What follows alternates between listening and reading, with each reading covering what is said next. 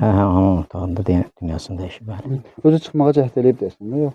Necə? Yəqin ki, Qapının aralığı qaldı yəni. Həm kollektivə qarşı, həm də ki, kənd cəmiyyətinə qarşı çox hörmətli müəllim olub. Xaçmaz rayonunun Qıraqlı kəndində ürək parçalayan hadisə baş verib. Kənddə kirayədə yaşayan 1993-cü il təvəllüdlü Mehriban Qafarlı həyatını itirib.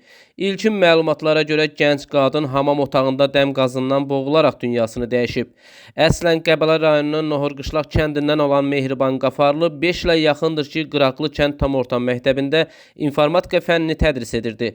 Müəllim həm pedaqoji bacarığı, həm də Mehriban təbiəti ilə həmkarlarının və şagirdlərinin sevilməsinə çevrilmişdi. Məktəbin direktoru Zeynal Musayev bildirib ki, Mehriban xanım həm peşəkar, həm də çox qayğıkeş bir insan idi. O, insanlarla ünsiyyəti, dərsə olan məsuliyyəti və sakit xasiyyəti ilə seçilirdi. Onun itkisi bütün kollektivimiz üçün ağır zərb oldu. Müəllimə dünən saat 5-də dəfələrlə zəng olmağından baxmayaraq o cavab verə bilməyib. Yəni, ondan şübhələnən ev yesi, qonşu xəbər alıb ki, yəni bu niyə zəng çatmır? O, yəni, otağa girib heyətə. Heyətdə görür ki, hamamın qapısı yarımçıq ayağı çıxır. Bu cür vəziyyət, biz də o gecə eşitmişik söhbəti.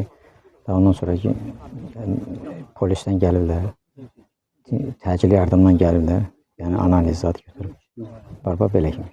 Hardan gəlib? Hamam otağında dünyasını dəyişib, deyil? Hamam otağında dünyasını dəyişib. Özü çıxmağa cəhd eləyib desin, yox? Yəqin ki, qapının aralığı qaldı yəni. Evdə tək yaşayırdı, yoxsa? Tək idi, ancaq ki, ailədə evin yesi də olurdu hərdən. Hansı rayondan idi müəllim? Qəbələ rayonu 21-ci ildən burada informatika fənnini tədris edir, üzrə nümunəvi müəllimdir. Dərsə davam etdirir, seçilir iş yoldaşlarından. Həm gülərüz, mehriban xasiyyətli, özdə bir gözəl insan idi. Bunun haqqında ancaq bunlar demək olur. Subay idi. Subay idi. Sonra eşitdiniz ki, məktəbə gəlməyib, yəni görürüz. Yox, məktəbə dərsi yox idi o günlər. Yox, dərsi yox idi. Necə xəbər tutdunuz? Hələ demirəm ki, dünən saat 5-də.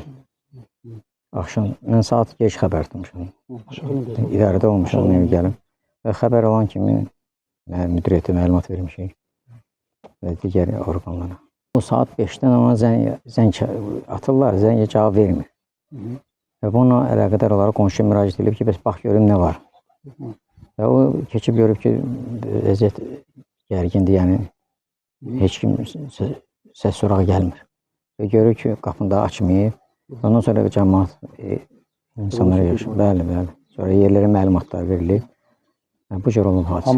Hamam otağında. Müəllim həmkarı Əfqan Osmanov isə deyib ki, Mehriban Qafarlı hər zaman gülümsəyən, həyat dolu bir insan kimi yadda qalacaq.